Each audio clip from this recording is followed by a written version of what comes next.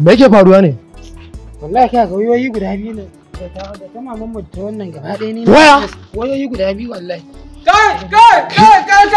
Me yake faruwa ne? Me yake faruwa? Wai wai sai ya jefar wayar ta masa da Allah ka gani? Malam kai ka yadda waya? Ni ne da waya. Allah shi ƙara.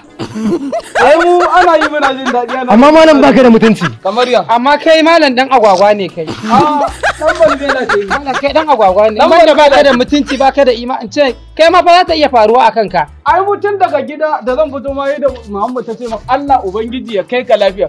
Wallahi ko wannan je wajen yarda. mahaukaci ne. Amma mahaukaci ne kai. Baka da tunani ma. Aran ma ne Kai ma ba za ta iya faruwa fa akan ka fa. Kamar ya. Ai ni ba za ta faru ba saboda an riga. Ko akwai da mai irin mutanen nan a garin nan? Ga mu ma ka gani?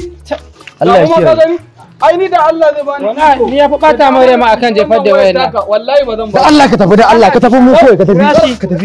Allah shi ƙara. Malam kai ma fa za a iya sace ma. Mene? Wani abu. Kamar ya. Shikenan.